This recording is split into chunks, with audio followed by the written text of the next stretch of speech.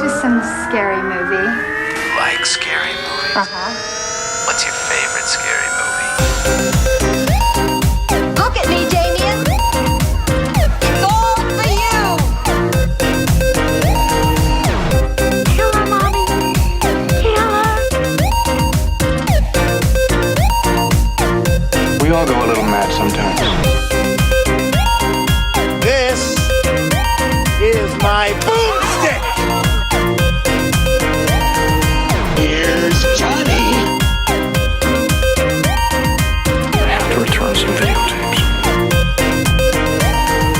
We'll tear your soul apart. Hello and welcome to All Things Horror.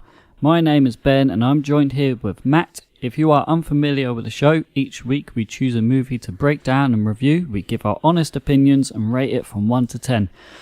This week we're going to be talking about Alien from 1979. But before we do, let's take a quick look at the trailer.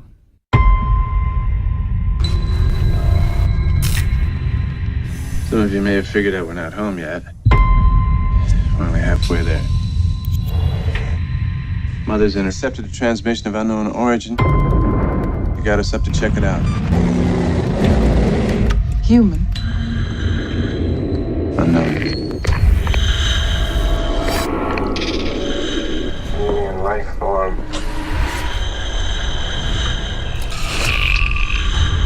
Wait a minute, this movement.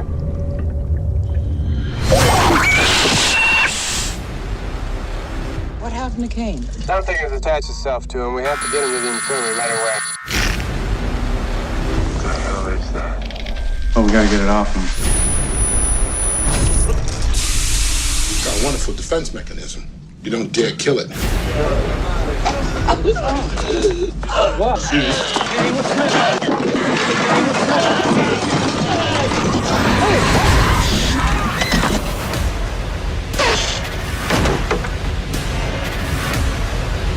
There's gotta be a way of killing it. You still don't understand what you're dealing with, do you? Perfect organism.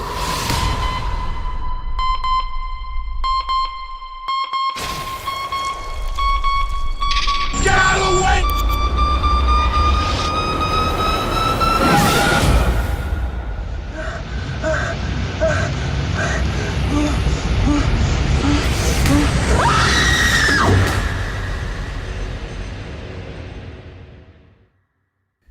Right, so Alien from 1979. The crew of a spaceship Nostromo intercept a distress signal from a planet and set to investigate it. However, to their horror, they are attacked by an alien which later invades their ship. This is directed by Ridley Scott, and the main cast has got Sigourney Weaver, Tom Skerritt, Ian Holm, John Hurt, Harry Dean Stanton, and a total running time of 1 hour and 57 minutes. Budget of 11 million, and it made a box office of 185 million. Very good ratings all round. Rotten Tomatoes have given it a critics rating of 98%. So very good. Wow. Yeah, 8.5 on IMDb. I can't remember the last time I saw something that high. Wow. Wow. So this isn't our first sci-fi horror. We've done The Fly and The Thing. So how does this... how do you like this one? I like it. It's funny, really. I have a bit of a funny relationship with this. I know loads of people who it's their favourite film. And for me, and I'll probably say this more later, but I appreciate it more than I like it. I appreciate it more than I like it. So it's not like a favourite, but I really do appreciate it from a cinematic history point of view, a filmmaking point of view, creativity, visual, everything that goes into making a great film. But it's not necessarily something I would revisit a lot. So it's been interesting to have to watch it again. So yeah. What about you? Is it one of your favourites? Or It's not one of my favourites. I'm much the same as you. I respect it. I think it's an amazing bit of work. But I might get a bit of hate for this, but I actually prefer Aliens, the second one. I actually prefer that one a lot to this one. Just for the pure fact that it's got a little more going for it. This one can be a bit slow in parts, but that one, it seems like they've gotten all the best bits of this movie and turned it up to 11. You know what I mean? I know what you mean. They have a bigger budget, bigger cast, bigger guns, and more aliens. Yeah, I mean, I guess it's very rare for a series of films, which obviously it's ended up being a massive series of films one way or another, to have two, like, critically and embraced films by the fans, like, back to back, like Alien 1, Alien 2, Aliens. Both loved it, but completely different. Both very much products of their different filmmakers. You've got the sort of epic feel of the first one. It's a real, almost like 2001 feel. And then with Aliens, you've got like somebody who made Terminator, and somebody who is incredibly adept at whatever you think about his films. He's very, very good at making action films. James Cameron. Yeah. So he is the man when it comes to like that era of action films that you can't be argued against. So to get those two back to back, I suppose the thing that I would say for people who maybe would give you some hate about that is it's okay to like both of them. Like, why choose? Like, if somebody else likes the first one, great. Like, more than the second, but I like them both. But like you said, I'd imagine the second one's more of a movie, this one's more of a film. Yeah. I mean, the scores, I mean, the ratings kind of speak for themselves as well, because they're very identical. I mean, I'm not sure what IMDb says, but Rotten Tomatoes have them both at 98%. Yeah, well, funnily enough, this is 8.5. Aliens 8.4. Oh, okay, all right. So wow, and then obviously it tails off after that. In a way that you would imagine most franchises to do. Maybe most franchises, not all, but certainly ones that are really long franchises. So yeah, it's interesting. It's kind of a more of a study in tension and fear than it is kind of, like you say, some big movie moments. There are some huge, massively influential movie moments, and like ones that people thought, "Ooh, I want to do something like that."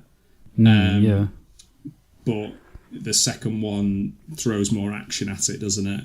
So it depends on it might depend on what frame of mind you're in when you sit down as well. Like whether you want to sit down and invest and switch everything off and really focus on the first one, or just kind of the second one's a great film, but maybe a little bit more you can switch your brain off and just enjoy it a bit. How familiar are you with the whole franchise? Because I think there's 8 of them in total, if I've got that right. I'm pretty sure there's 8. I think the last one I watched was Prometheus. I've seen them all completely out of order, typically of me.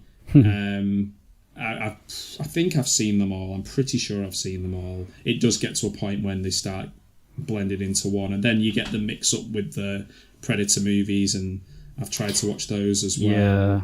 So I'm not like...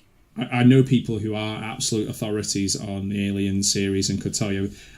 I would say I probably watched 75% to 90% of them, maybe. I don't know. What about yourself? Have you gone through every single one? Or? I have. I've gone through them all. Yeah, I mean, 3 and 4 that obviously took a bit of a dive then. I mean, they're good. I like them. They're enjoyable. Yeah. But obviously, that's when they started using CGI, and that really kind of took it away from me, because you get hardly any CGI in these ones. I mean, I can't remember about the second one, but this one, it's all very much like, the ships are actually real models. Models, and they look amazing. They do, and they even look better than some CGI we use today.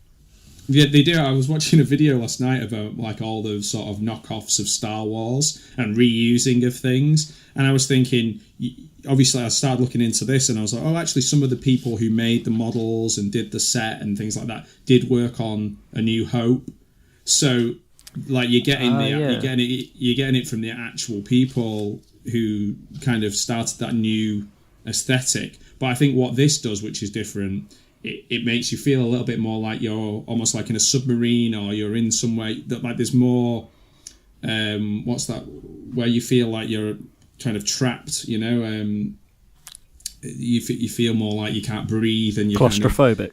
Claustrophobic. Why couldn't I think of that word? I was just literally giving you the full definition of the word and I just couldn't think of it. But yeah, it feels more like that. And I was trying to think of anything else that captures that in the same way.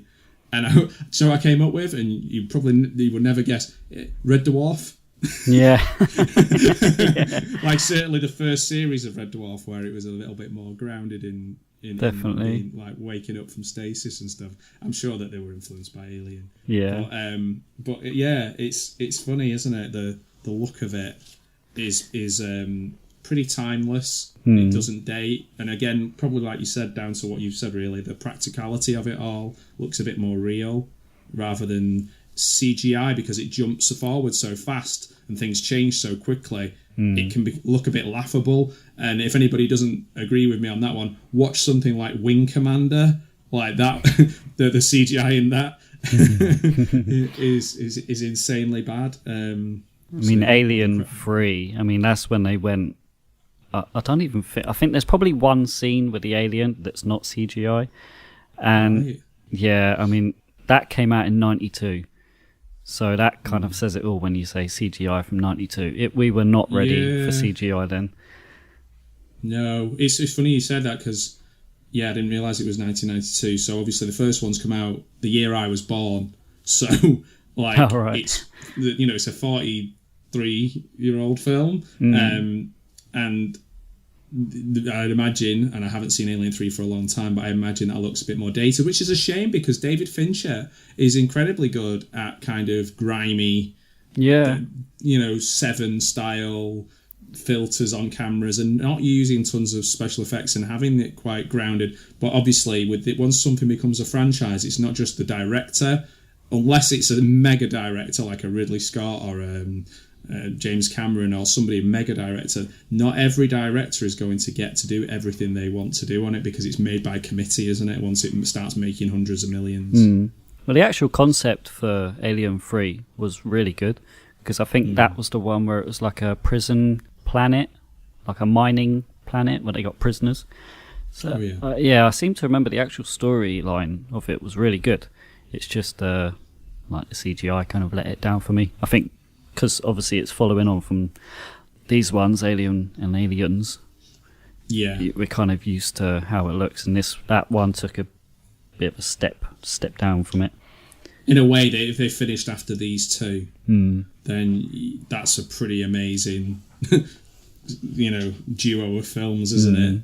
And whether something's legacy is tainted a little bit by making more and more of them, I don't know, because it's difficult, because the ones I like that are in big franchises like Friday the 13th, it's not like they're revered. It's not like the first one was made by Sir Ridley Scott.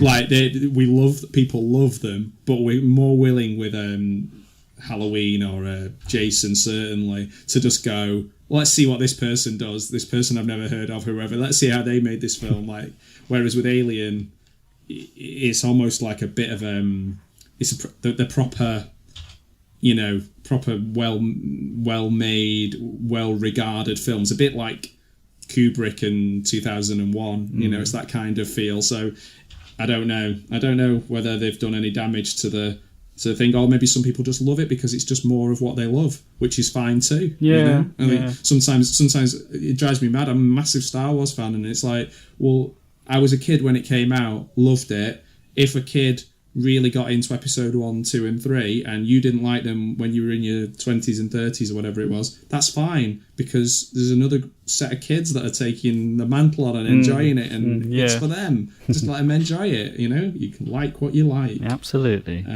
So yeah, maybe there's people who are like, oh, I just love Alien Covenant, it's my favourite movie, so... Yeah. Well, just to smash through the rest of the franchise, because we picked a few off.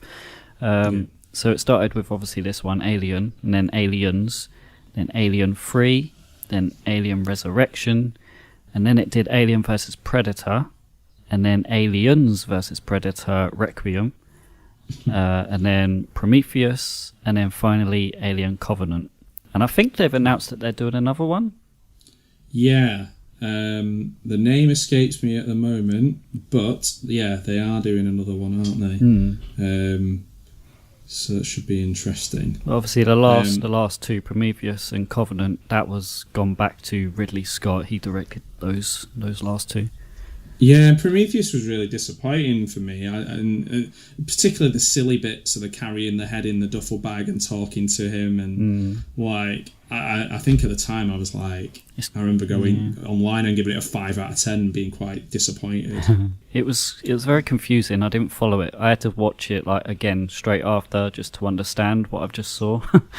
Yeah, I mean it's got a 7 out of 10 on IMDb. I'm shocked actually. For me, it was a little bit laughable. It was a step up in some ways, and I really, I really like Michael Fassbender as an actor, like from Shame, and I think he's really good in the X-Men things. I think he's really good in loads of films actually, but yeah, it didn't quite hit home for me.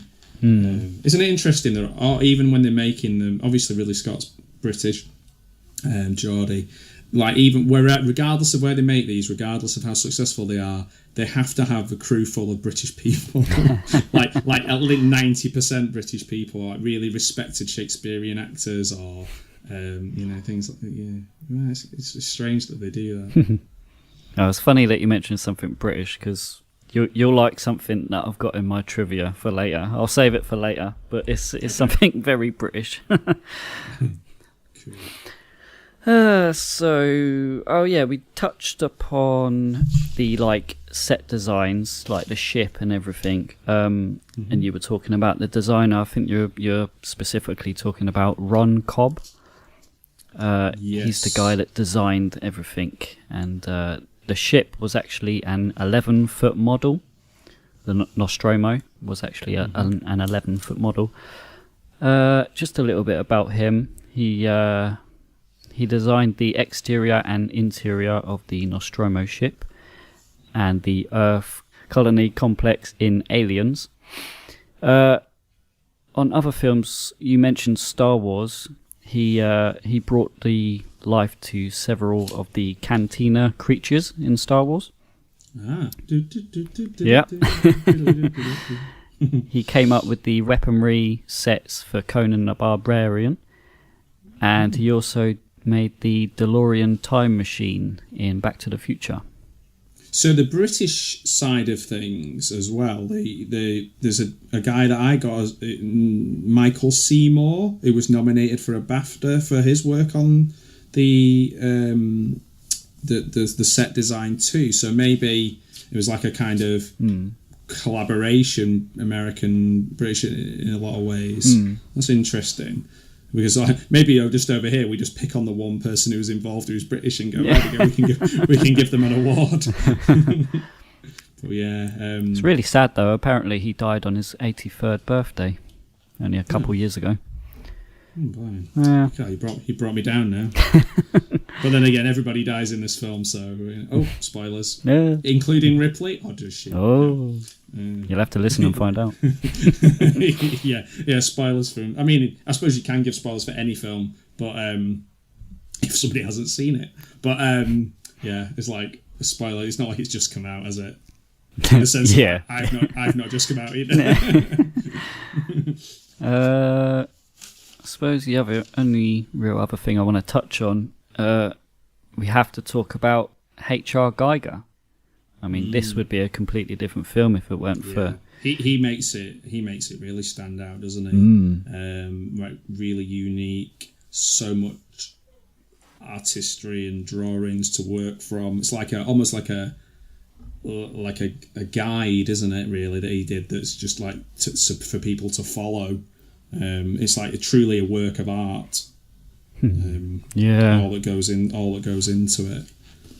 You add that to the sort of the pacing and the artistry of the director, who really wants to have a painting on a screen, then you're going to get a really beautiful looking film, aren't you?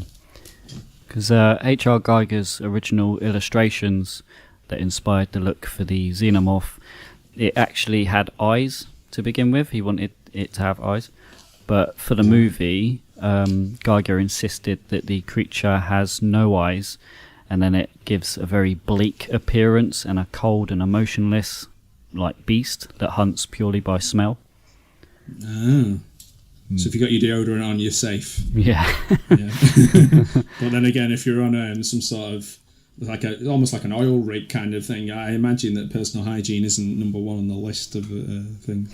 So yeah, putting you more in danger. Like that colour palette comes from Geiger as well, I think, for the whole. Yeah. You know, when I've seen some of his sketches and stuff, the colour palette of the creatures, but obviously of the whole thing, really. Really influences the cinematography.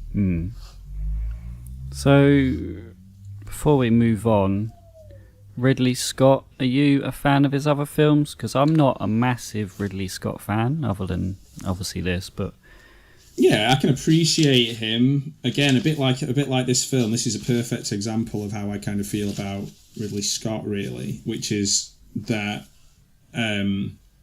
like Blade Runner, I can appreciate it. I can understand it as a influential piece of art. Again, it's more like his. I don't want to put him down, but it's kind of makes me feel like they're a bit like a coffee table book of art, rather than like a film that I dip into. Like I don't go and watch Gladiator every week. I've watched Gladiator once.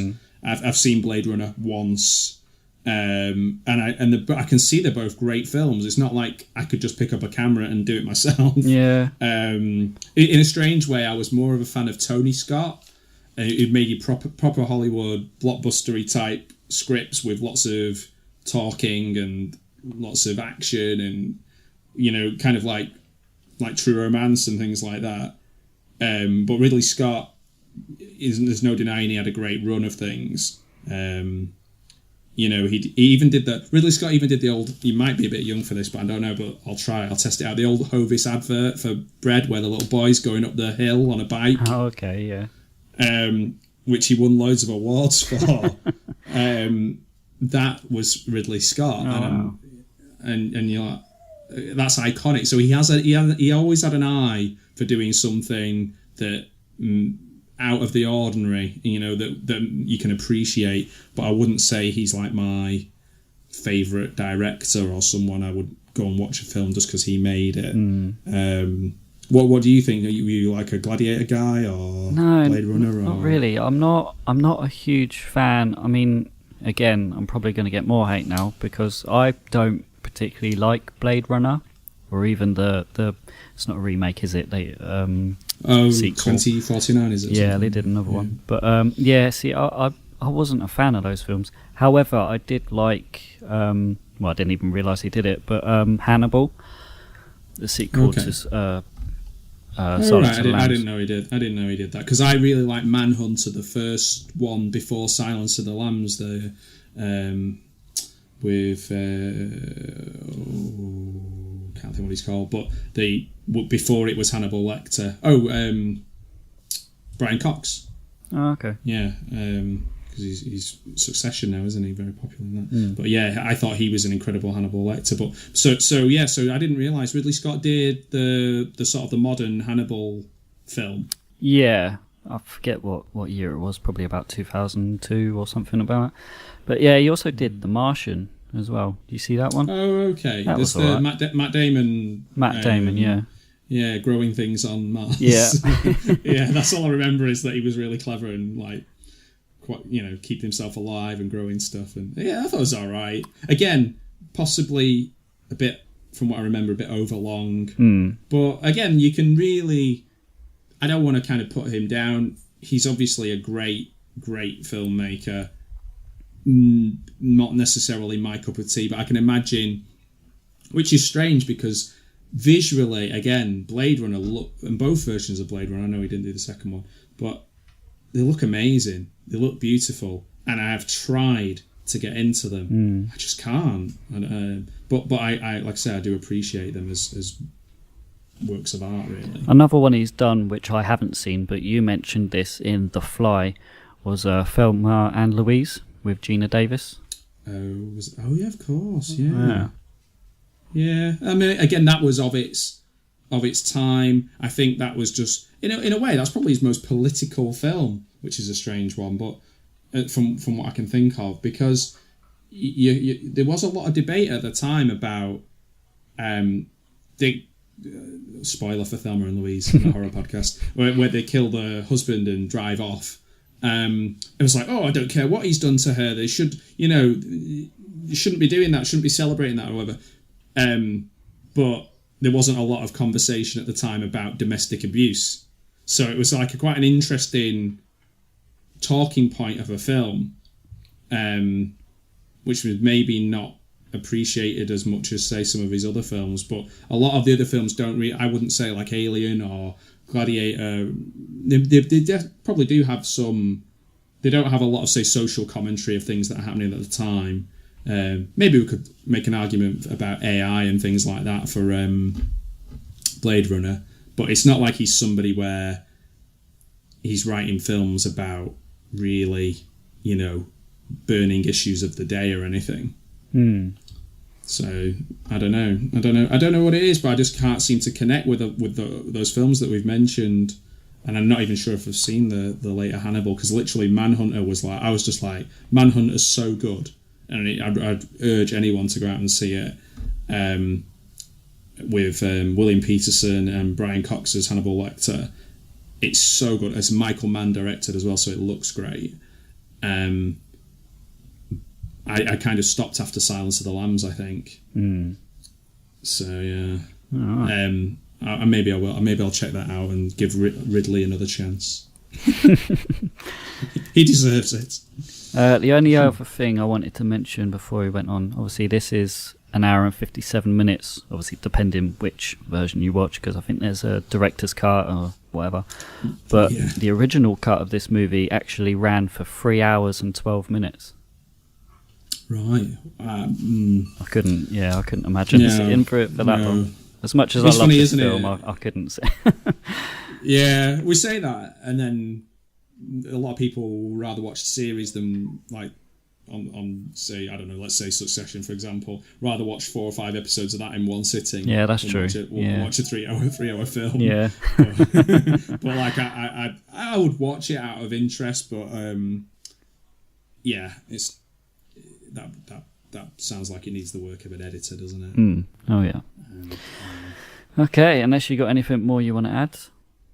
I did mention earlier on about Star Wars links, that the costume design, the same person who worked on the costume design for A New Hope, and that the producer, this isn't really trivia, but I just want to mention it, like, one of the producers, Walter Hill, real king of action. So you've got 48 Hours, The Getaway, you've the Warriors. So, like, maybe had some sort of, I don't know, there is a bit of action in it, but not in the same way that say the second one has. And I'd point out that the composer Jerry Goldsmith, one of my favourite scores by him was the LA Confidential score that he did. That's really all. Well, yeah, that's it really, unless we'll talk about the cast as we go, I guess. But the writer Dan O'Bannon, he wrote Return of the Living Dead with John Russo. They both went from quite serious films, Night of the Living Dead and Alien, and then went on to do more comedic stuff. I thought that was quite interesting. The original story, the guy Ronald Shusett, he had the opposite role of doing the original story for this, and Dan O'Bannon writing it for the screen.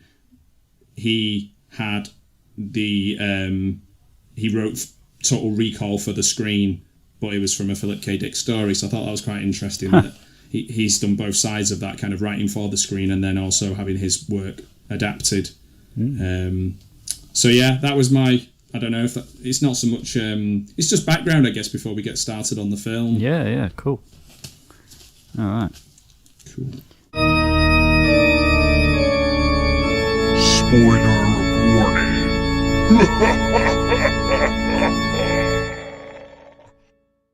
Okay, so the commercial space tug Nostromo is returning to Earth with a 7-member crew in stasis. So you got Dallas, Kane, Ripley, Lambert, Ash, Parker, and Brett. Detecting a transmission from a nearby moon, the ship's computer, Mother, awakens the crew.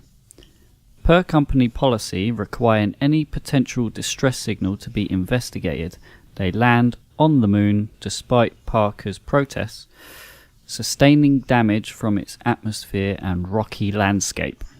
So I'm not sure if it actually said, but I did a quick Google, and the year was 2122. Oh, okay. 2122. Okay, so we're safe for now. Yeah. What did you make of the technology that they're using on the spaceship? I weren't too bothered about, it being so dated, but I know this is something that Alien Covenant, the prequel to this film, got a bit wrong, because I'm pretty sure in Covenant they were using like touchscreen stuff. So it kind of, and they got that a bit wrong. Obviously this is like old school keyboards and blocky computer screens. And yeah, I love that. I think I said that in the first episode we did. I love all that kind of thing. It had a bit of a kind of 2001 feel to it, but you think they're only influenced by the films that they can be influenced by. Like a lot of other films haven't been made, so they've got Star Wars, 2001. Those are your biggies. So yeah, I found it quite funny when the ship was landing on that moon, because it's such a slow kind of gentle landing where like the even the what they called like the landing gears adjust to like the rocky landscape, and you'd think it would be quite a smooth touchdown, and it seemed like it, but then you get an inside shot of the ship, and they're all like falling out their chairs, all the electrics are exploding. Lots of damage. An old Star Trek reference. Star Trek, where they all just go flying over one side and then they all go flying over the other side. Maybe they're taking it back to the 60s. I thought that was quite funny.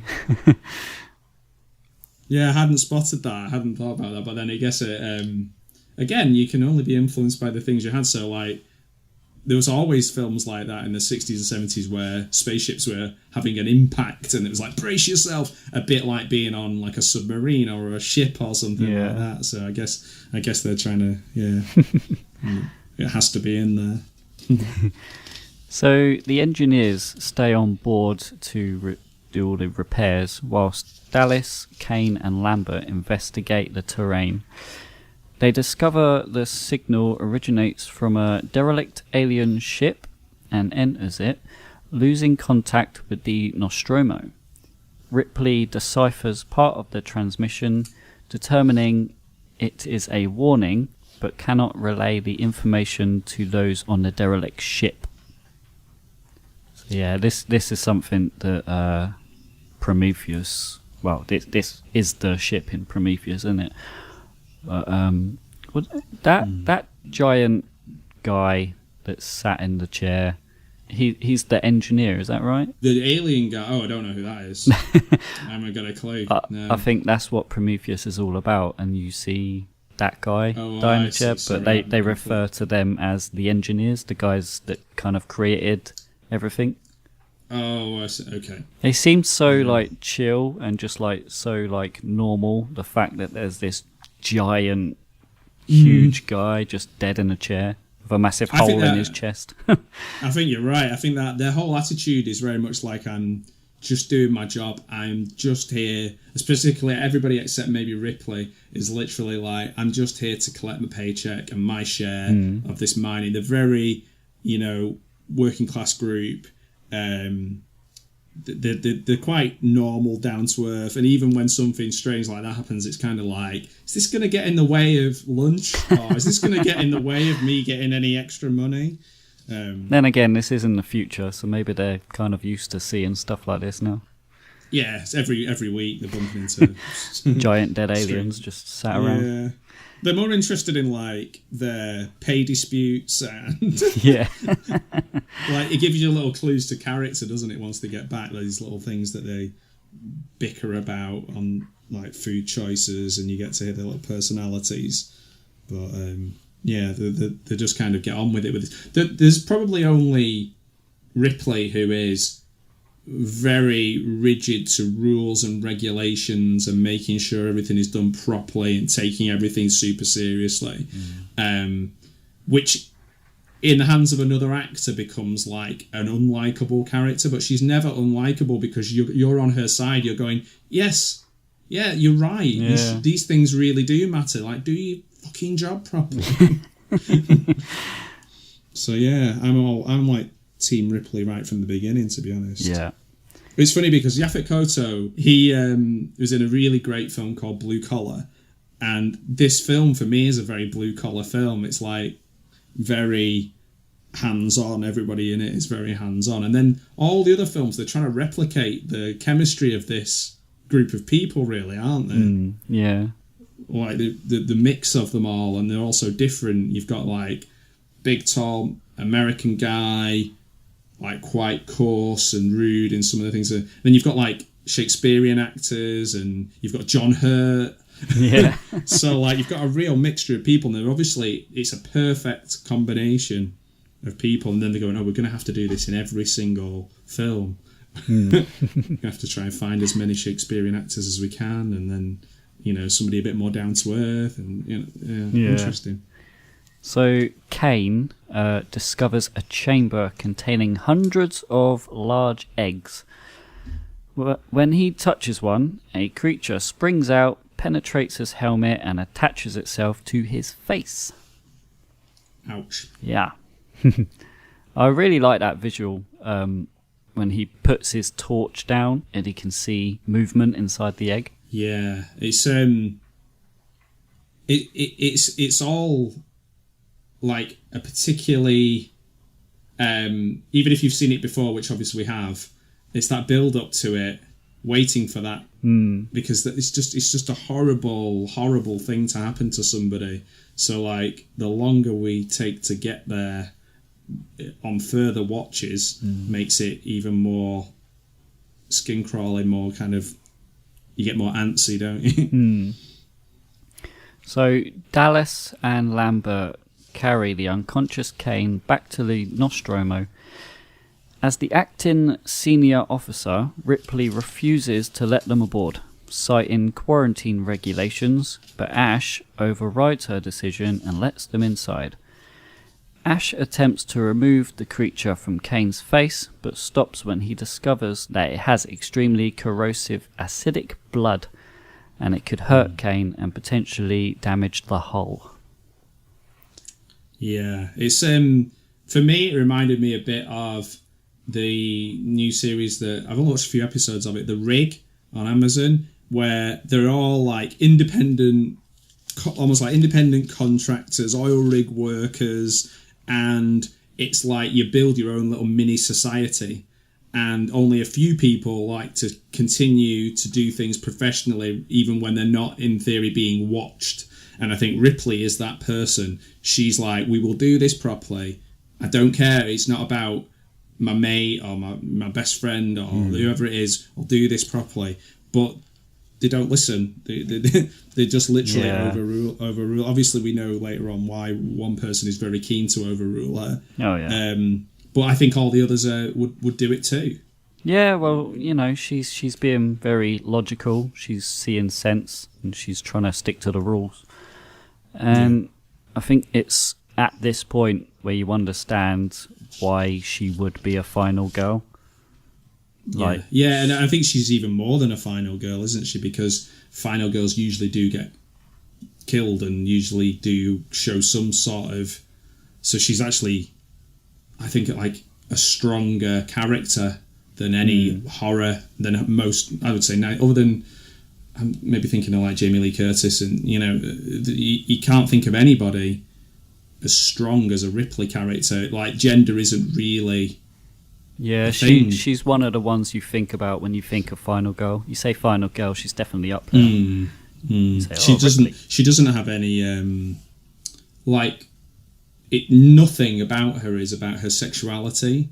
Like, well, I think that's what makes her so unique. Like, there's a part in where she's in like the pants and vest, and I read somewhere, and it was like, and it breaks down everything in the films, whether it's suitable for children, suitable for this, that, and the other, and it said like a woman in underwear brackets not sexual, and I was like, yeah, it isn't.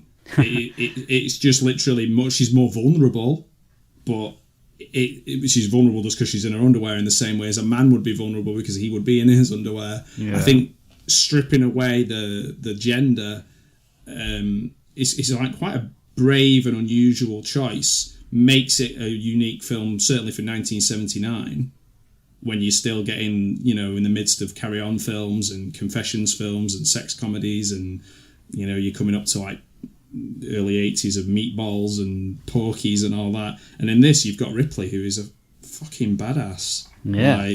And she doesn't give a shit about anyone else. She doesn't use her sexuality to like get what she wants. She just uses her logic and her sense and her it's really that you get that right from the beginning as well. Yeah. So you see the face hugger that's on whose face is he on? Kane.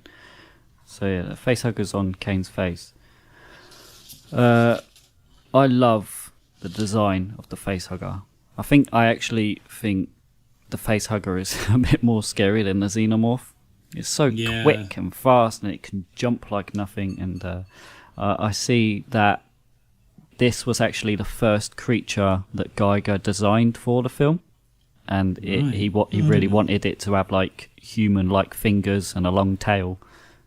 It's really effective. Yeah, I think it's the scariest thing in the whole film, and maybe in the whole series. Like, one of the most creatively designed.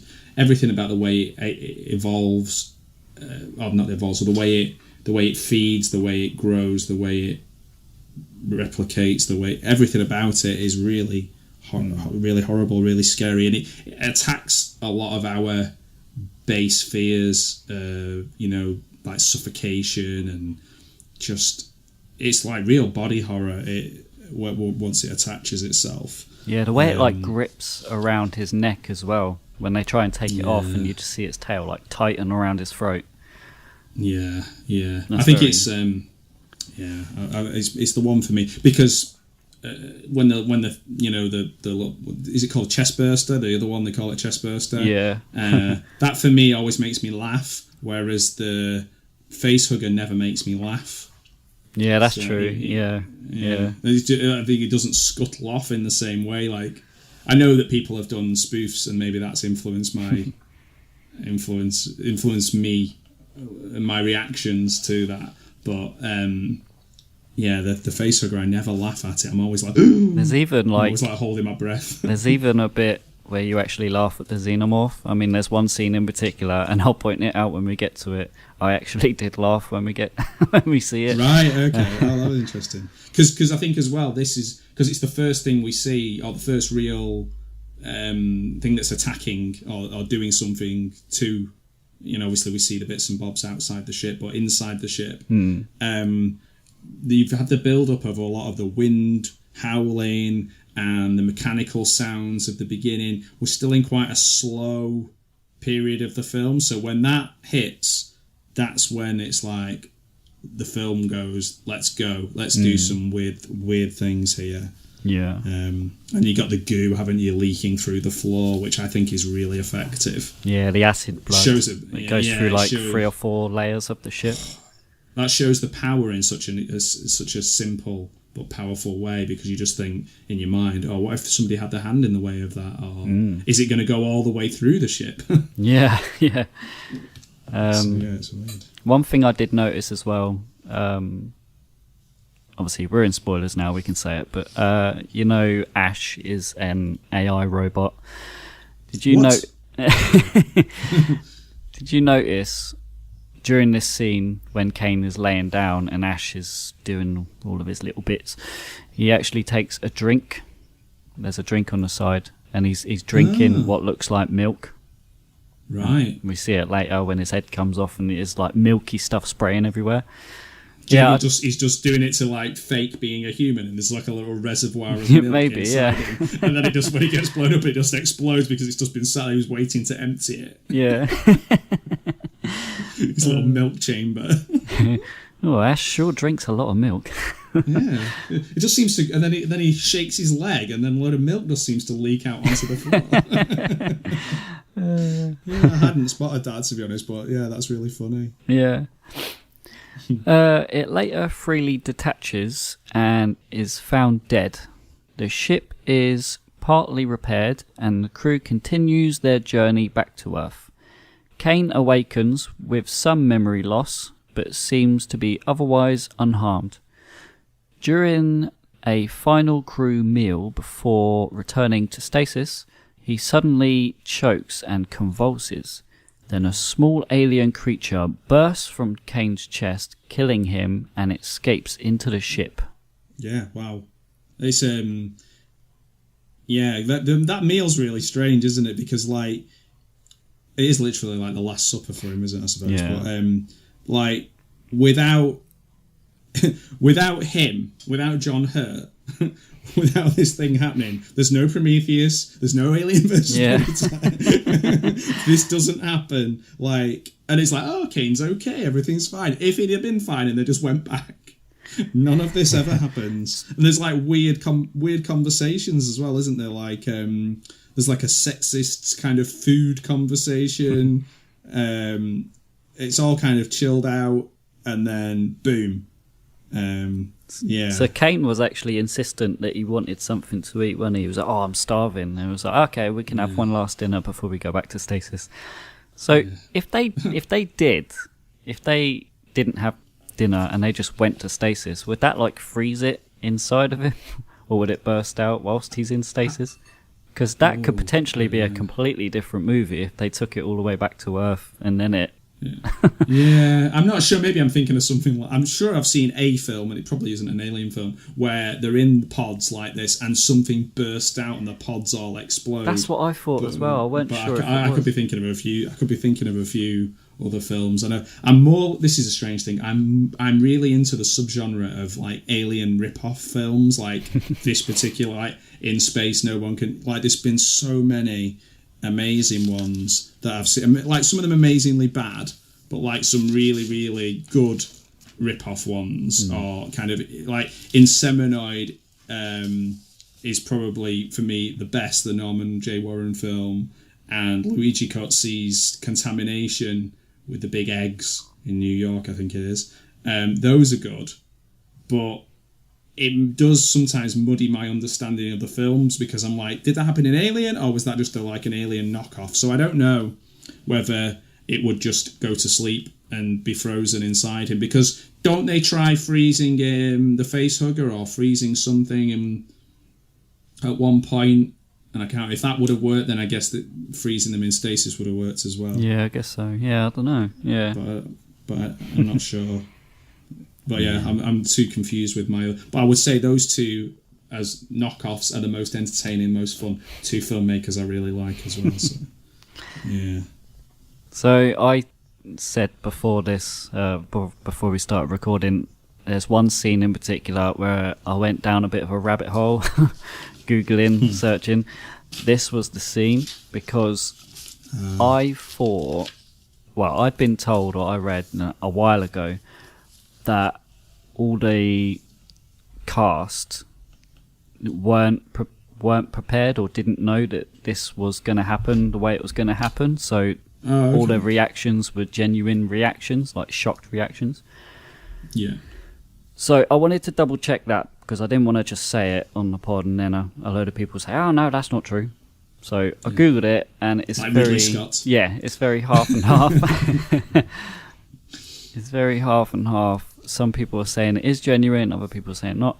So I wanted to get to the bottom of this. So I found an old issue of Empire magazine, and it's got all the cast and the crew being interviewed, and they spoke about this scene. So this is coming directly from the cast and crew, and I've narrowed it down a bit because the article is huge.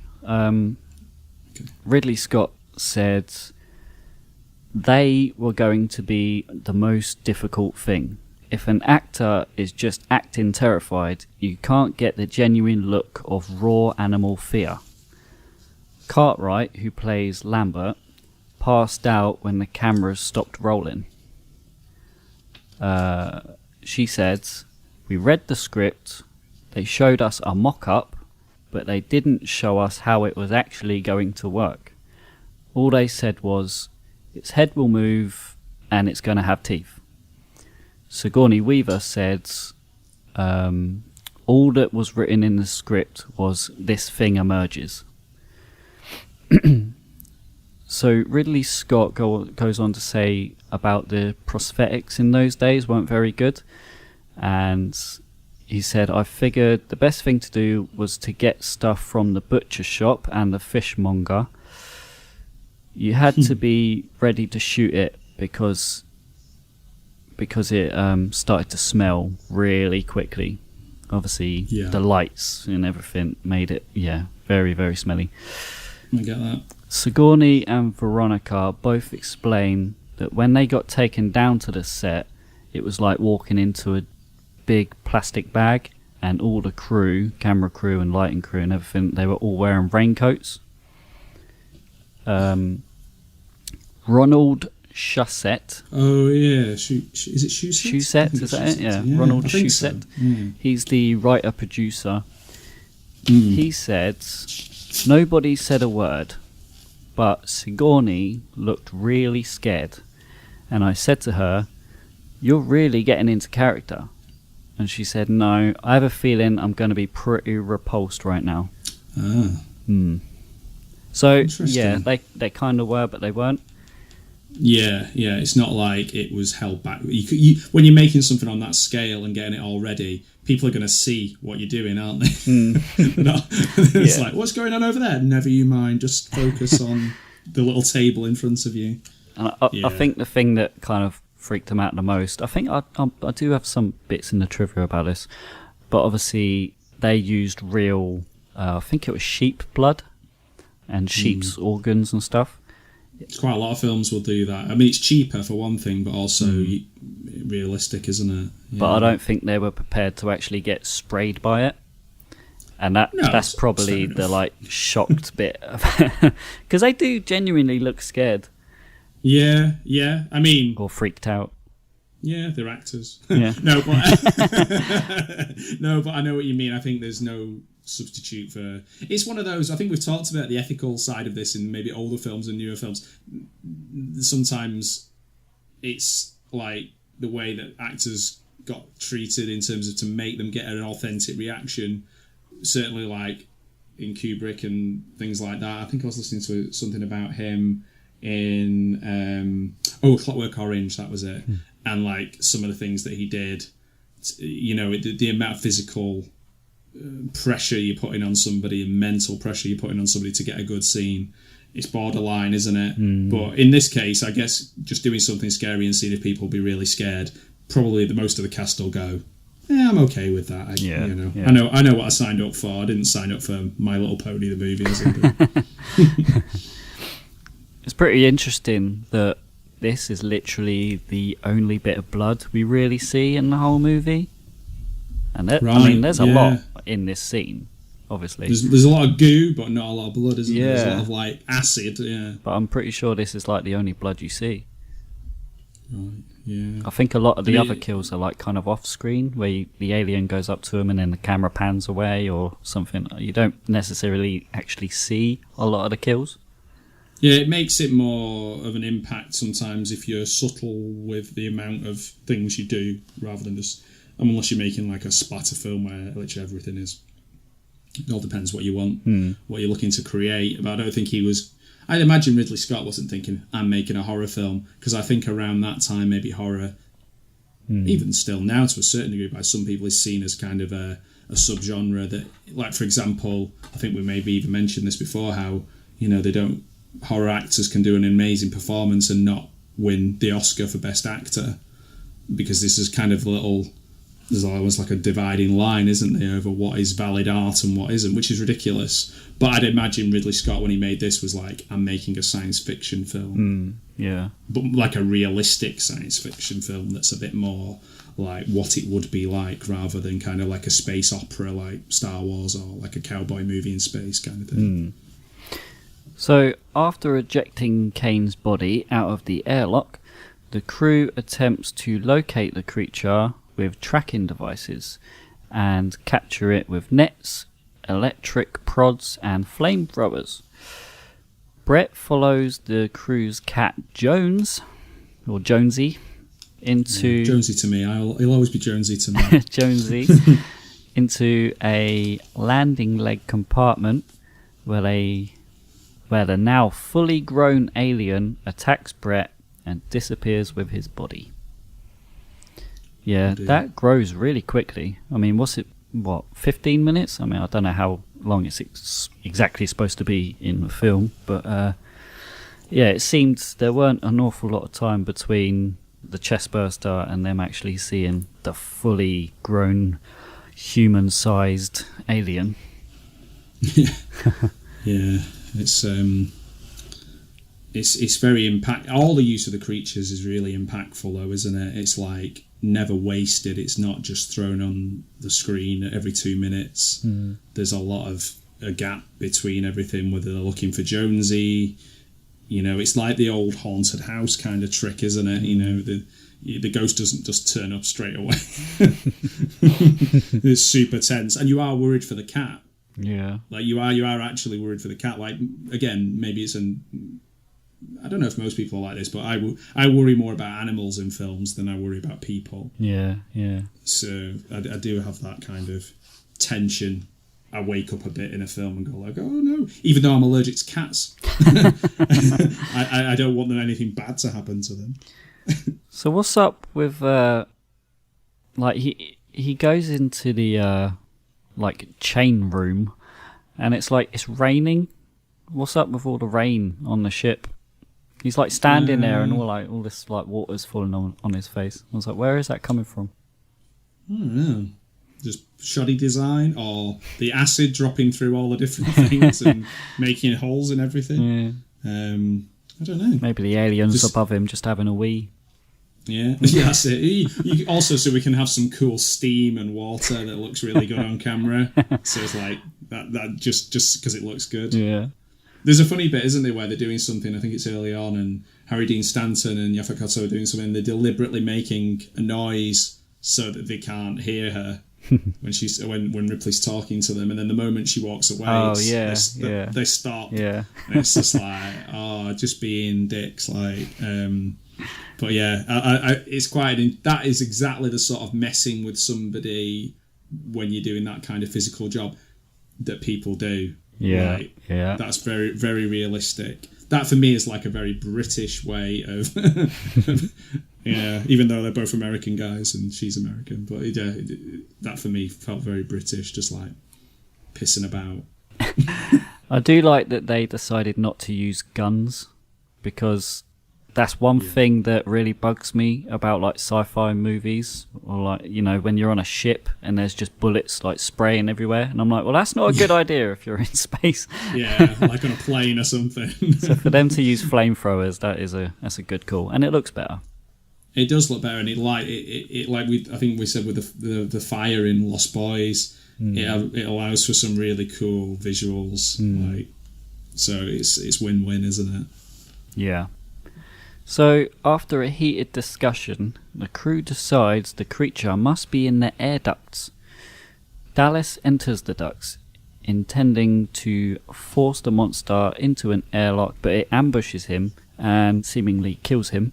Lambert, realizing that the alien intends to kill the crew one by one, implores the others to abandon ship and escape in its small shuttle, but Ripley, now in command, explains it will not support 4 people and insists on continuing Dallas's plan, flushing out the alien. This this was the bit where I said I found a little bit funny about the xenomorph, because this is like the first time you actually properly see it, and because it's chasing him through the airlocks, you don't know where it is. You can see it on the little radar. It's like beep beep, it's left, it's right, it's above you, blah, blah, blah.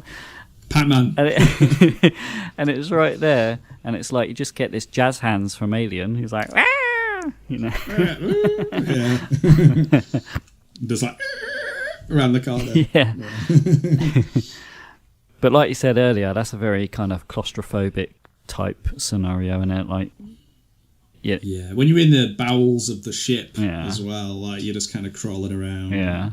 And Harry Dean Stanton doesn't get to do a lot in this movie other than be like a bit of a kind of curmudgeon and a bit of a grump. Yeah. And kind of like the person who's like all about the money and like a bit of a mercenary kind of thing. But like John Hurt, you know, all this effort, all this, he gets an iconic thing, but they're not actually in it a lot. No, It's not that before they're completely gone, which I think is really interesting, because he's like, you know, Harry Dean Stanton's in quite a few, like he's in Pretty in Pink, I think, isn't he? He's the dad in Pretty in Pink. So he's got, and then he's also in a lot of Wim Wenders arty films and things like that. He's got such an interesting look. So I wonder if how much of this choice of actors and things were just on the different looks. You know, everybody looks so completely different mannerisms, very British. You know, Harry Dean Stanton's, you kind of couldn't be any less British. It's a real mix of people, but that's what you get, I guess, on these sort of things. I keep likening it in my head to like being out on the North Sea, like in an oil rig or something. Yeah, that's how I can kind of, you know, how I can kind of place all those disparate people being together. She's trying to keep her head now, isn't she, as well? Yeah. Like Ripley's trying to keep her head while everybody else is losing theirs. So, accessing Mother, Ripley discovers the company has secretly ordered Ash to return the alien with the crew considered expendable. She confronts Ash, who tries to choke her to death, and Parker intervenes and clubs Ash, knocking his head loose and revealing him as an android. Oh no, with milk. Yeah, milky android. Olay, with milk. So yeah, so he goes a bit wrong here, doesn't he? Like, he looks great. It looks amazing. It looks, yeah, he does. Yeah, he's very he like. Probably doesn't feel great. No, he's really spazzing out of control, and he's just spraying his milky juice all over the place. But and he tries to kill her with a newspaper or a magazine. I wondered like what he was doing then, because he picks up this newspaper. I was like, what are you going to do? You're going to baff her on the head with a rolled up paper? It's not The Fly, this, you know. Yeah. No, he like shoves it in her mouth. But well, I guess it's she's like she's building up, I think, to like self-preservation mode. Like the more these things she keeps finding stuff out, it's like, oh, right, fuck this. I'm going to keep myself alive, and if people want to listen to me, great. Like, her main priority is probably like her and Jonesy. Yeah.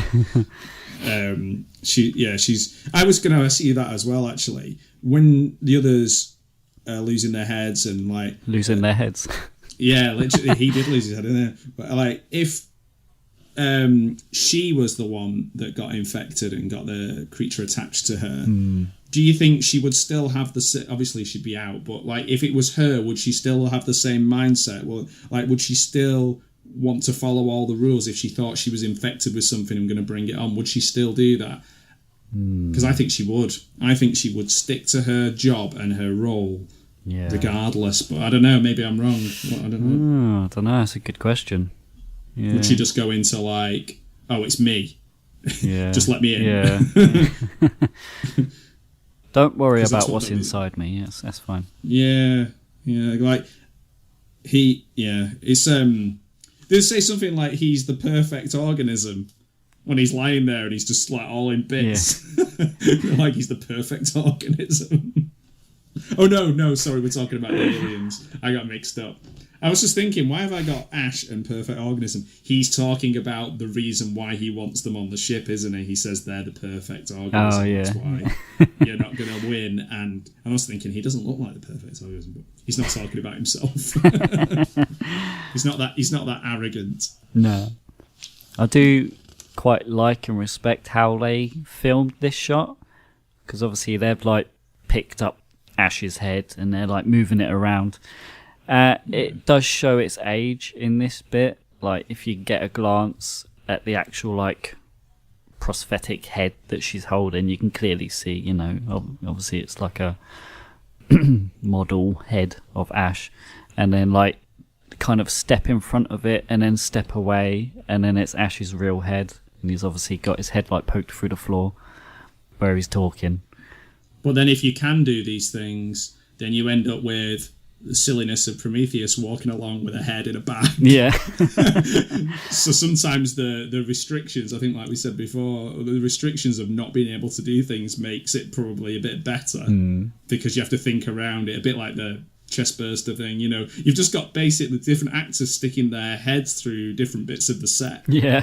And hiding their bodies, which must have been quite comical for the people the other actors to see. Well, it's the same as John Hurt as well when they do the chestburster that's table. what I mean. Yeah, because he's got his head through the table. It must be really funny for the people who could see it. Yeah. I suppose it's a bit like being a puppeteer in a film, isn't it? Where you're underneath something and everyone's looking at you but pretending you don't exist. It's kind of a weird. It's just kind of a weird thing, full stop, really, isn't it? Filmmaking. Ripley and Lambert reactivate Ash's heads, and they learn that he was assigned to ensure the creature's survival. He expresses admiration for the creature's psychology, unhindered by conscience or morality, and taunts them about their chance of survival. That's helpful, isn't it? Yeah. Ripley cuts off his power, and Parker incinerates him. The remaining crew decides to self-destruct the Nostromo and escape in the shuttle.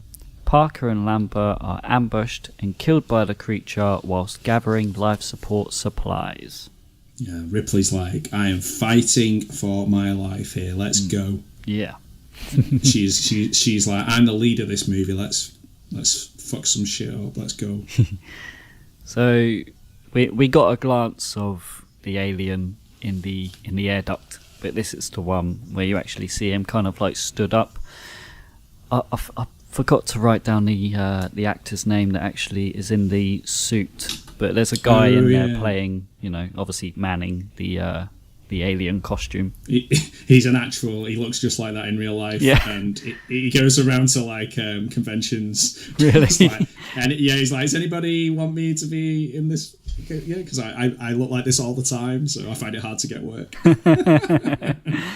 No, he's. Oh wow, he's passed away. I feel really bad now. Balaji Badejo. Ah. Passed away in 1992. Oh wow. Yeah. He was on a BBC show where they talked about the making of the film. So yeah, he's been mentioned a lot since he's passed. And I think the last thing he was in person was a BBC Omnibus episode talking about it, about experimental dramatizations. I don't know what that means, but yeah, that's what it says. I'm literally reading that, but yeah. Does it happen? So does it happen to say how tall he was? Because the xenomorph's quite big, isn't it? 6'10". Oh wow! Oh okay. Yeah, 2.08 meters for our American friends. All right. Oh, that's cool. Yeah. Or is it? No. Is it American Friends or is it for our French chums? I don't know. Which one do what do the Americans use? Do they do feet still? Oh, I have no idea. If you're interested in that sort of thing, put a comment. Tell us what we're getting wrong. To all of our American listeners, please let us know. So Ripley initiates the self-destruct sequence, but finds the alien blocking her path to the shuttle. She retreats and attempts unsuccessfully to abort the self-destruct. With no further option, she flees to the shuttle carrying Jonesy and narrowly escapes as the Nostromo explodes. Boom. What was that? I think that was a 10-minute countdown, but after 5 minutes you can't abort it. And she's getting really frustrated with it as well, like shouting at it. Yeah. Which is what you would do, and that's realistic, I think. Yeah. Like, we do shout at... There's not enough in films of shouting at inanimate objects or shouting at timers and things, or shouting at something you just bump yourself on, because that's what we do. That's what people do in real life. Like, we know they're not alive. We know that they didn't do it deliberately, but we do. We vent our frustration. I certainly do. Yeah.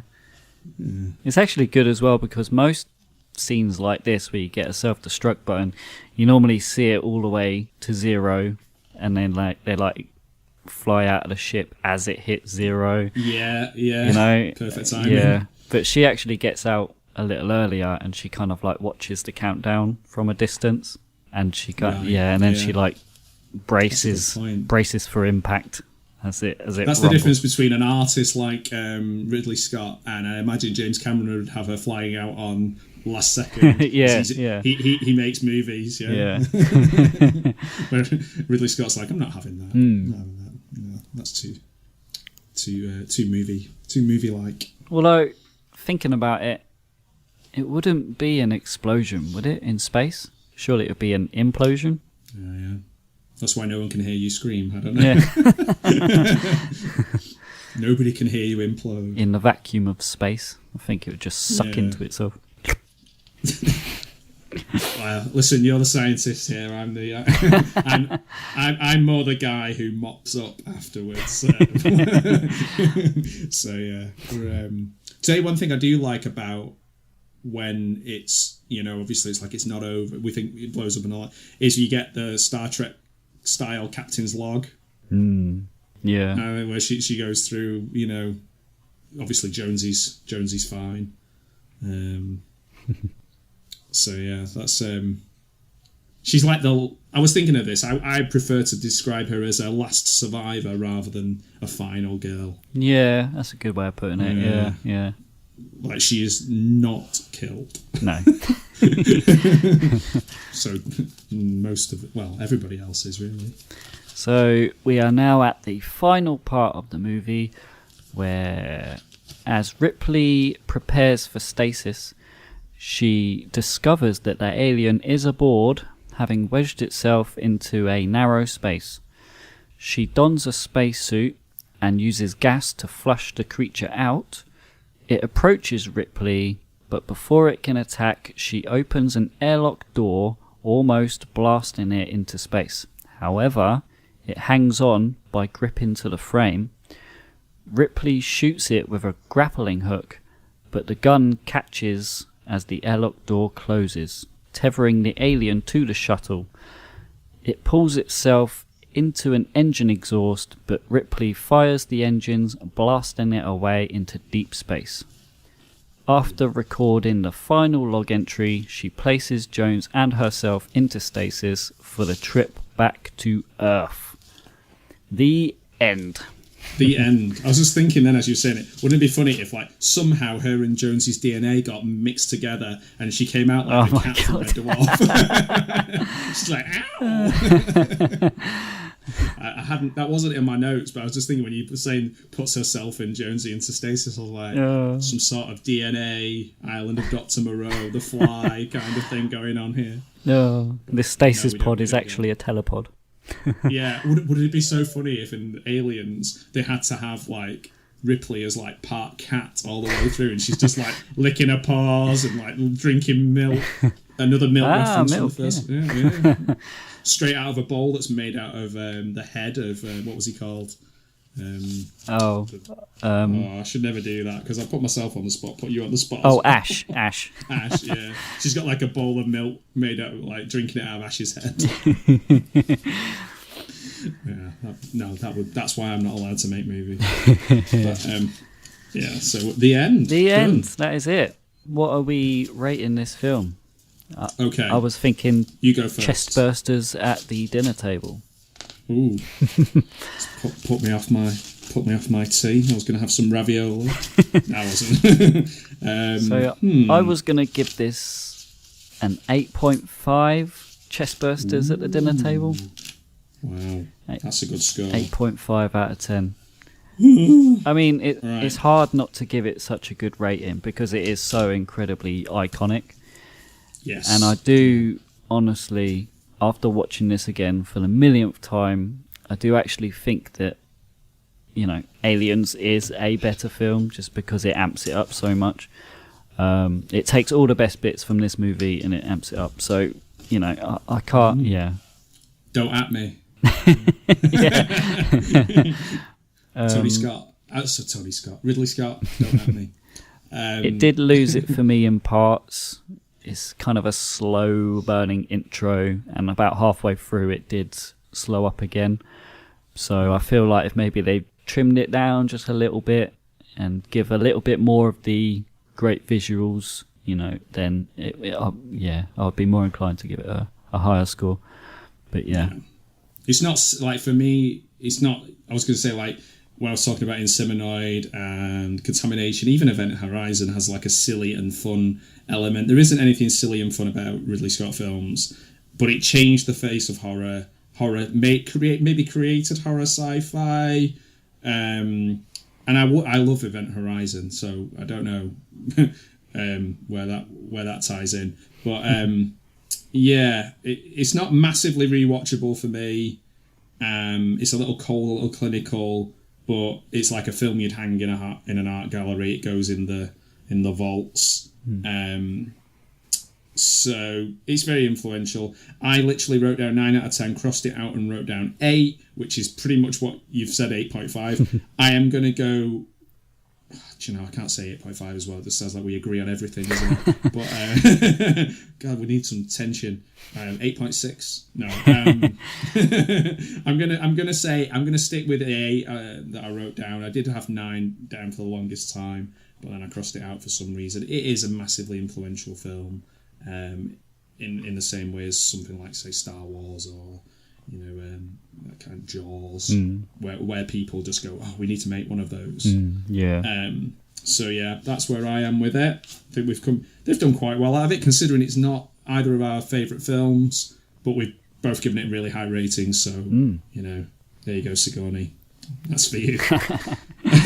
Well, I'll give it for John Hurt as well. I love John Hurt as an actor.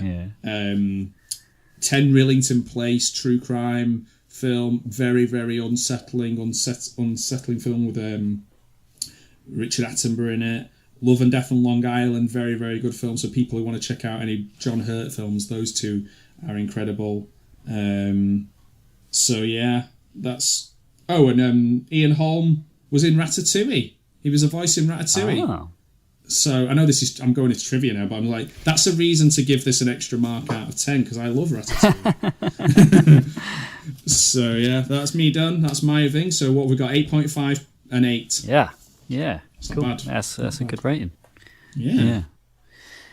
A little bit more Alien. I think that's something as well. I didn't have this in the trivia. I don't even think I wrote it down, but I did notice that out of this whole film, it's just shy of 2 hours. The Alien only actually gets 4 minutes of screen time. Yeah, I spotted as well. And most of that is literally at the end, like in that final scene on the ship. Yeah, the big final stuff is only like 16 minutes. I timed it from the moment that like she's like, okay, we need to like blow the ship up. It's like 16 minutes. Yeah. And it's a massively long film. Okay, then. Should we head into some trivia? Yes. I've literally got one, so it shouldn't be, but I'm more interested in yours.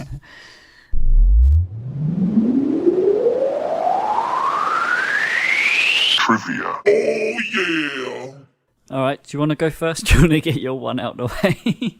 Well, you can decide on if it's trivia or not. Okay, so this is... You may have seen this, but if you haven't, hit me. Then... Yeah, I will hit you. So this is from the Hong Kong bootleg DVD, okay? So this is on the back of the Hong Kong bootleg DVD. So this is the blurb.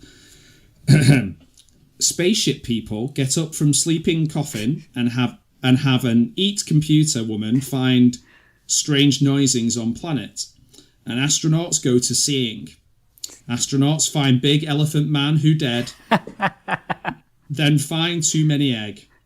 Astronaut is possessed by egg demon, and now egg demon is come when eat bad noodle. 7 friends and cat all try to find egg demon before spaceship go home, but is hard working. Who will life to escaping? Who is bad milk blood robot? Scream not working because space make death. Oh my god. Okay. I think scream not working because space made deaf. Space make deaf is a much better tagline. I like that they included Jonesy though. Yeah, and the and the cat. Yeah, milk blood robot. Oh, that's brilliant. I like that. So that was my only bit of trivia from the Hong Kong bootleg DVD. Oh god. Okay. Right, what have I got? I have got... Better than mine, I imagine. So, this is about Ron Cobb, the conceptual artist Ron Cobb, who came up with the idea that the alien should bleed acid. This came about when Dan O'Bannon hit a wall with a screenplay in how to handle the last half of the movie. He needed a good reason for why the crew members don't just shoot this thing and kill it, but still not make it an indestructible monster that can't be killed. So the acid blood was, the idea to solve that problem. Yeah, that is such a clever and inventive way. Again, if you use the things you can't do and you kind of find creative ways to overcome them, you often end up doing something better than you would do if you could do anything. Yeah, that's really cool.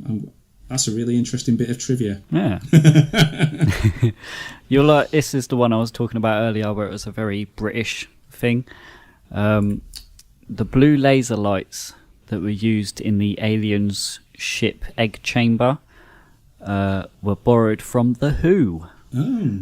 The band was testing out the lasers for their stage show in the soundstage next door. Oh, I thought you were going to say they were in pods like Spinal Tap, and then they can't get out. Yeah.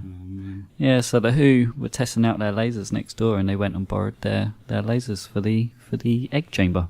Oh man, the Who.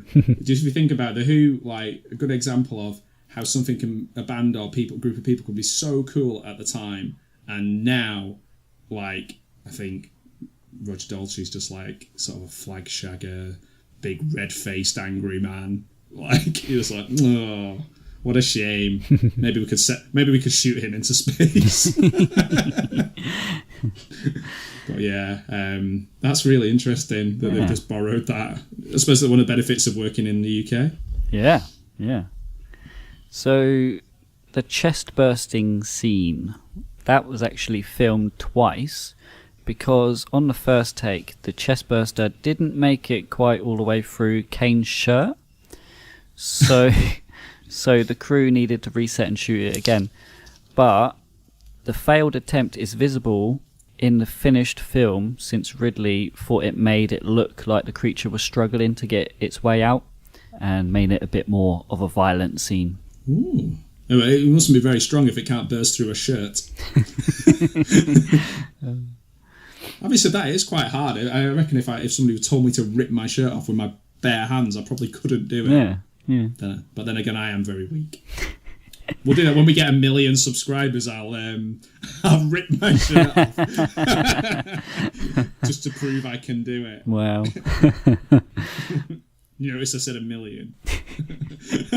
You never know. This time next week, you might be doing it on the next episode. Oh, no. Luckily, it's an audio-based podcast, so we're okay. That's right. I've got a camera on my phone. No, you're right. I don't want to put people off. Well, can you be on minus subscribers? So, according to Yaphet Kotto, the guy who plays Parker, Legend. Ridley Scott told him to annoy Sigourney Weaver off camera so that there would be a genuine tension between their characters on screen. Oh, that makes perfect sense, because he's a bit... That goes into what you were saying earlier, wasn't it? Yeah, like he was talking about like sexual stuff to that other woman and kind of when they're having the food, and he has got that kind of vibe throughout the film. He's in the film Blue Collar. He couldn't be any more different. He's got a really good range. I think he's passed away, but yeah, really good range. But that makes perfect sense. Yeah, you've shed some light on that. So, shredded condoms were used to create... I beg your pardon. I don't remember asking you. I knew I wouldn't make it through that. It's just out of nowhere, though. Shredded condoms. Yep. Pardon? Sorry? Shredded condoms were used to create the tendons on the beast's ferocious jaws. Ooh. Yeah. Horrible. Yeah. How disgusting. I've got nothing to add to that. No. Wow. Okay, so for the last one, I've got the dead facehugger, the Ash autopsies, was made using fresh shellfish, 4 oysters, and a sheep's kidney to recreate the internal organs. Filming had to be done quickly because the organic material would go bad very fast underneath the studio lights. And that's why I don't like oysters. Just snotty, horrible things. Yeah, or certainly I would have them in like a bisque or something, but not just down in one kind of thing. But that's grim. Yeah. So wow, yeah, okay, that makes sense. As a former butcher, worst time of my life, I would say I'm okay with the lamb stuff and the other bits. There are certain things, like anything I think that's kind of gloopy and horrible, like eyes, but oysters would be up there as pretty grim as well. Yeah. It's just kind of slimy and snotty, isn't it? But that's what works so well with these creatures. Yeah, well, we spoke about that on The Thing, didn't we? When they did the autopsy scene in that, they used, I think it was sheep organs.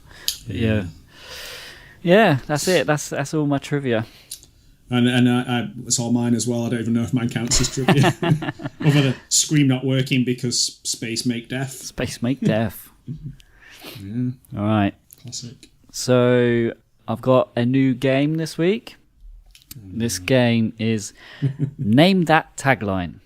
Okay. So I'm going to read out some taglines and you got to tell me what movie that tagline is from. Okay. So, who will survive and what will be left of them? Who will survive and what will be left of them? Well, it's not Alien. Who will survive and what will be left of them? Pieces? No. No. I give up. It is the Texas Chainsaw Massacre. Okay, so there's something, not in my wheelhouse. Not 4 marks. The next one is They Won't Stay Dead. Is it Return of the Living Dead? Night of the Living Dead? Yeah. Dawn of the Dead? Night of the Living Dead. Oh, I've got a t-shirt with that on. Fool. Does it say it on the t-shirt? Man. Yeah, it actually says They Won't Stay Dead on it. Yeah. In fact, I'm looking at it. It's a picture of me on my wall with Ross Striner on it, and Christine Romero, and I'm wearing a t-shirt that says that, and I still got it wrong. I work terribly under pressure. Like last week, getting Nosferatu's year wrong. Yeah. Weird. Got that on a t-shirt as well. The next one is The Night He Came Home. The Night He Came Home. Is that The Guest? No, it's not The Guest. Is it? Oh, it's Mike. Halloween. Yeah, Halloween. Yeah. I feel like The Guest, he comes home as well, but it's a different person. A different home, but yeah. Next one. Just when you thought it was safe to go back into the water. Oh, that's easy. That's Jaws 3. No, Jaws 2. 2, yeah. Jaws 2. I was being silly by saying Jaws 3, but yeah, and then I got confused. The next one is man is the warmest place to hide. Oh, is that Aliens? No. Oh.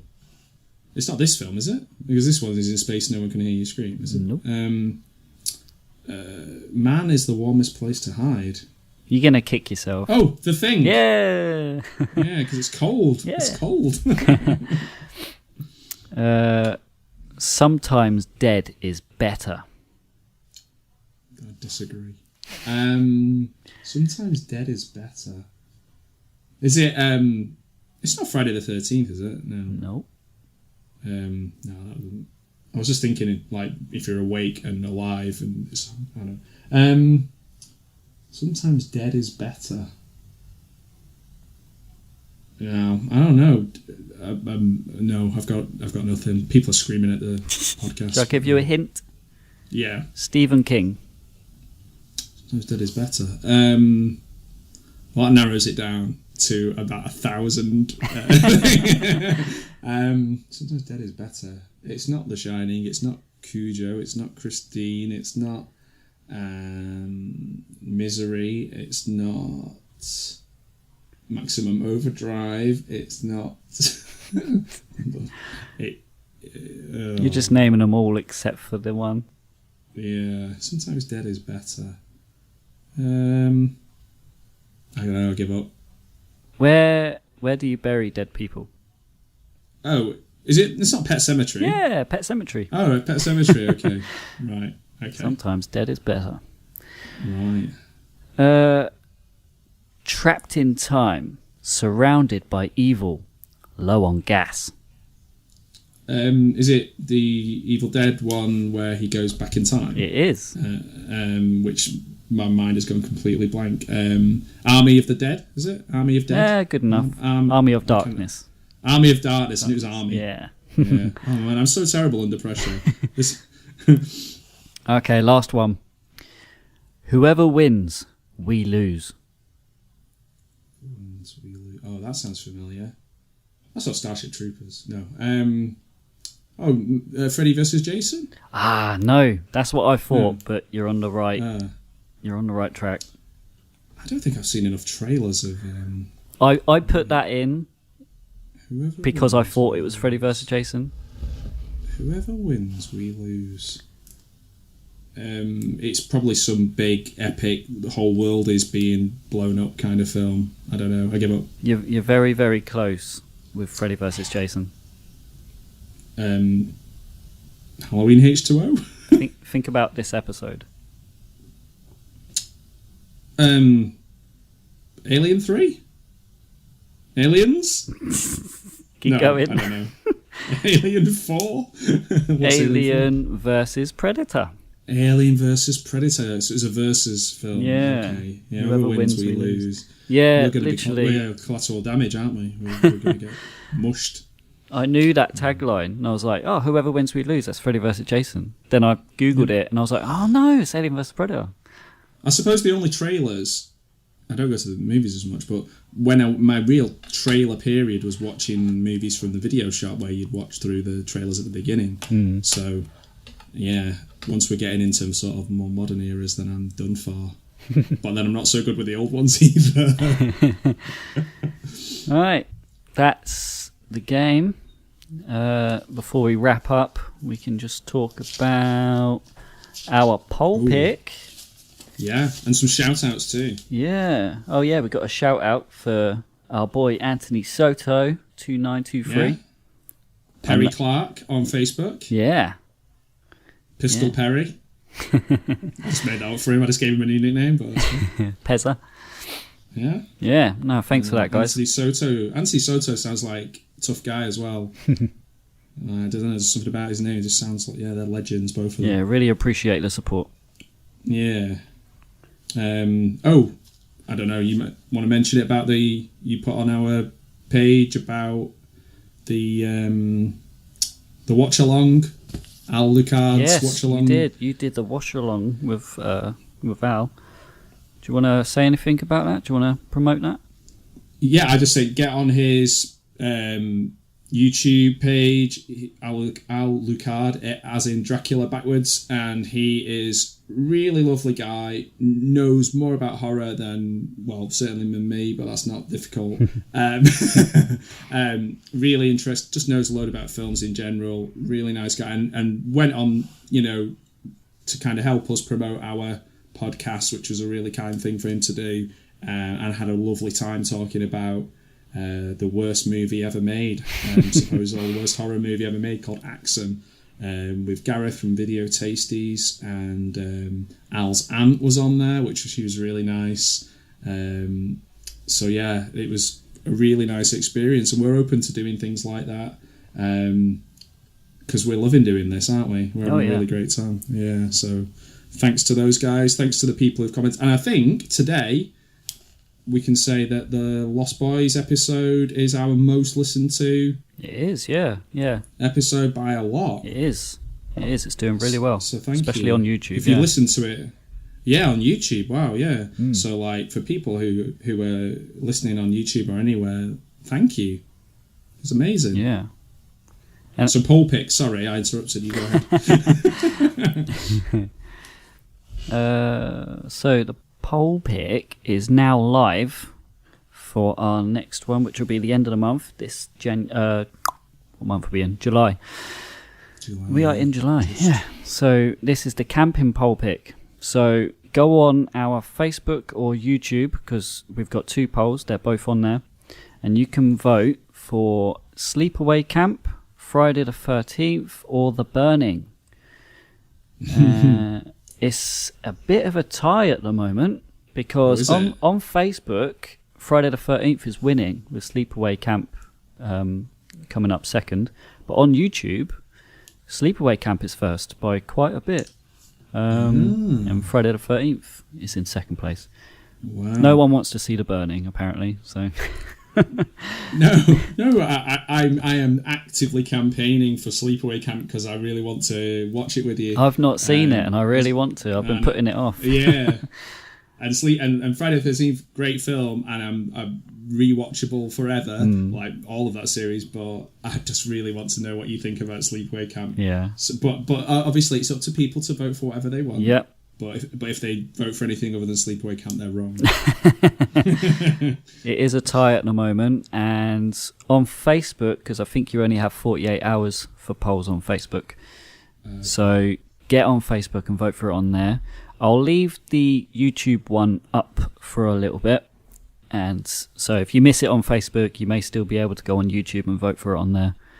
But yeah, at the moment it's a tie, so get on there and get voting. I'm going to vote I'm going to set up like all kinds of fake accounts so I can vote. Yeah, and the only other thing I've got to say is next week we are doing Halloween from 1978, another 70s movie. The year before I was born. So yeah, that'll be good. Oh wow. So that is all. Unless you got anything you want to add, Matt? No, I've made sure that I've done my shout outs, but also thanks for that one. Thanks for Alien. It was really good to revisit it. I might not revisit it for a while. No, but I'm glad we did. I'm glad we got to talk about it. Yeah, it was fun. I really enjoyed it. Yeah, thanks, man. Cool. All right. If you have liked today's episode, be sure to go and like us on Facebook. That's where we announce which episodes we'll be doing next and upcoming episodes. And that is also where you can find our themed poll picks, which we do the first of every month. We like hearing from you, so please feel free to leave us a comment or send us a message, or you could email us at allthingshorror666@gmail.com. And that is all, so thanks a lot for listening, and we'll see you in the next one. I'll do some scary movie. Like scary movies? Uh-huh. What's your favorite scary movie?